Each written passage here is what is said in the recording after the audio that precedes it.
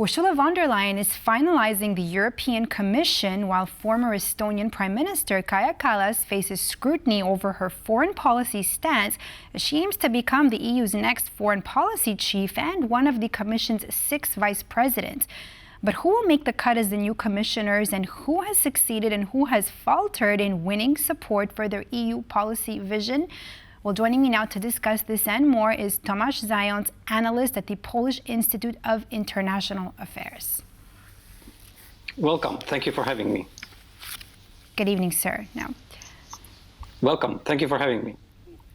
Kaja Kallas, former Estonian Prime Minister, is seeking to become the EU's foreign policy chief, is going to have to wait at least one more day to learn the decision concerning her candidacy, as she failed to convince the far right parties in the EU Parliament. Now, her opponents are accusing her of quite a hawkish stance on Russia. What can you comment on this? What is your take on this? This is a very interesting issue because actually the very fact that she has been appointed as a high representative for foreign affairs in the EU proves that the approach of the EU has changed, because this very hawkish, stance towards Russia, this is something that would have made her, it would have made absolutely impossible for her not so long time ago, actually, to have this position. But actually, I think what is important for us in the region and Poland very specifically, is actually for this position to be delabeled or unlabeled as hawkish and be realistic. So for the Western Europe, what Kaja Kallas is saying right now, what is, I think, pretty obvious and not very controversial for most of the people living in this region, this was considered hawkish some time ago in the Western Europe. Now the fact that she has been appointed as the high representative for the foreign policy proves that in the elite of the EU, this approach towards Russia has been changed, and I think it's a good news. What are some challenges that she's going to face as she tries to become, as she's aiming now to become the EU foreign policy chief, and how is she going to influence actually the EU's foreign policy? So first of all, I think one shouldn't overestimate her role. Let's be realistic about that. I don't want to, argue that it doesn't matter, but the main course of the EU's foreign policy is in the hands of member states. But this doesn't mean that, this position is meaningless. No, not at all. I think that the main course will be, like I said, decided by the member states, but as regards the implementation of this policy, and a lot actually can be changed, in implementation, the nitty-gritty details of some things, this will be up to Kaja Kallas. So I think that she will have to some extent an important role. What we are waiting for actually is the white paper on the defense that she will co-wrote with the Commissioner for the Defense and Space. Ursula von der Leyen promised that this document will be available within the first 100 days of the new Commission, and then we will see what will be this course of action that will be implemented. Because I would argue that European institutions usually try to stick to those promises made in this kind of documents. What do you think her approach is going to be about the future of EU future assistance to Ukraine? Clearly, so she's from Estonia, like I said, from the region. She's aware of the Russians' foreign policy, its main goals, its methods.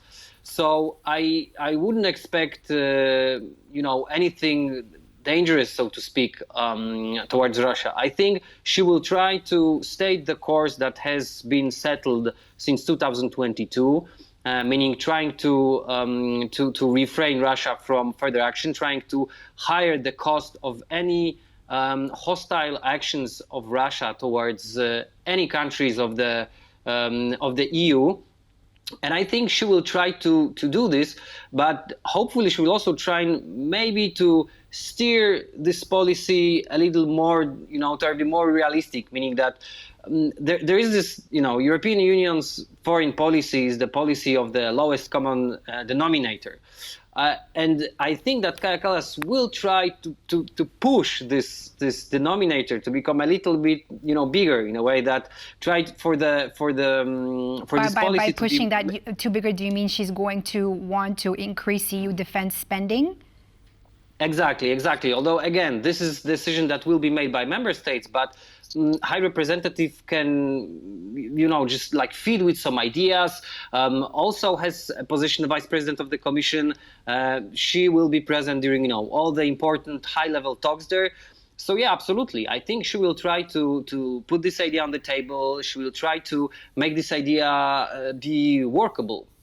What are some concerns that her opponents have raised about her position on various topics, including about Russia, if we're still on that topic of Russia?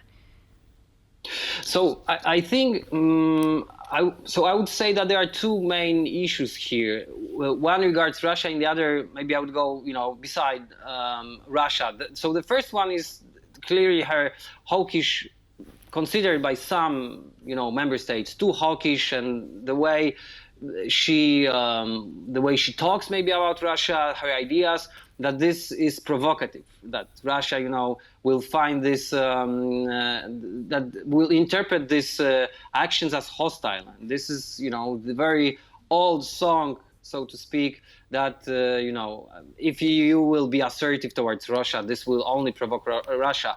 And the second issue actually, and here I would like to go beyond Russia, is actually, I think nobody denies her expertise regarding the Eastern dimension, but what some MEPs and member states who are not, obviously this is a key topic for most member states, but some member states have also interest in the southern dimension.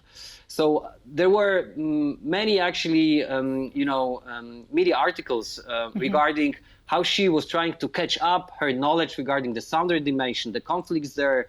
And I think some MEPs and member states, they are afraid of the fact that she will forget about the South, which is important for many member states. What about Fico? I mean, he's going to face some challenges too, right, with his Italian right-wing government. What can you tell me just very briefly about Fico? So I think what was happening so far, it was pretty surprising, because I think most people were expecting for some commissioner, to be voted down, and this didn't happen so far. And I think Fico has the highest chances of maybe not even being voted down, but at least being downgraded. Because I think what bothers some MEPs is the fact that his status is so high that he will be a vice president.